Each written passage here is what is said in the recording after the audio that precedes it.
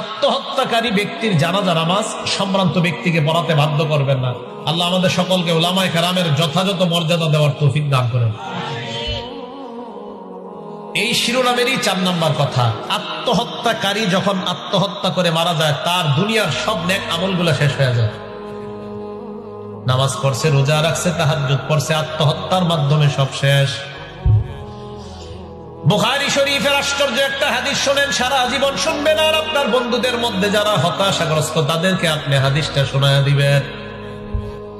হাদিস নাম্বার 4203 নম্বর হাদিসের বর্ণনা, নবীজি মুশরিকদের সাথে এক যুদ্ধের ময়দানে পরস্পর মুখোমুখি হয়। নবীজি সেনাপতি, যুদ্ধ চলতেছে, এক পর্যায়ে যুদ্ধের বিরতি দিয়ে মালা রাসূলুল্লাহ ইলা আসকারিহি, আল্লাহ নবী তার সেনা ছাউনিতে ফিরে আসলেন। সেনা ছাউনি বুঝেন তো? ওলামায়ে কেরাম জি করেন না, অন্যরা করেন, বুঝেন তো? দেখছেন আবার আওয়াজ নেই, বুঝছেন সেনা ছাউনি? হ্যাঁ, সেনা ছাউনি মানে নবীজি ওনার যুদ্ধের ময়দানের মধ্যে উনি সাহাবায়ে কেরাম যেই জায়গায় আশ্রয় নেয়, তাঁবুটা নেয়, বিশ্রাম নেয়, এটাই সেনা ছাউনি। এবার বুঝছেন নি? আর্মিরা আপনাদের এলাকায় আসে না মাঝে মাঝে? শীতকালে, এখন আসে কিনা জানি না, আগে তো আসতো বিভিন্ন এলাকায়। আইসা দেখবেন বিভিন্ন কিছু তাঁবুর মতো টানা, তারা রাতে থাকে পাকশাক কইরা, আপনাদেরকে প্র্যাকটিস দেখা 10-12 দিন থেকে আবার চলে যায়, ঠিক না? এরকম হয় না? তো এই যে সেনা ছাউনি, নবীজি সাল্লাল্লাহু আলাইহি ওয়াসাল্লাম তার সেনা ছাউনিতে ফিরে আসলেন।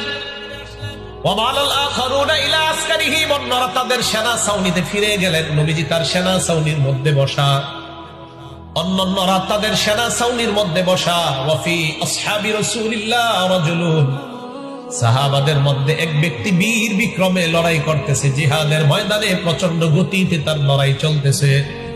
লাম ইয়াদউ লাহু শাযাতান ওয়ালা ফাযাতান ইল্লা ইত্তাবাআহা ইয়াদরিবুহা বিসাইফিহি, কাফেরদের মধ্যে এককভাবে যাকে পায় অথবা দলগতভাবে যাকে পায়, একজনকে পাইলেও শেষ, 10-12 জন পাইলেও শেষ, কাউরে ছাড়ে না।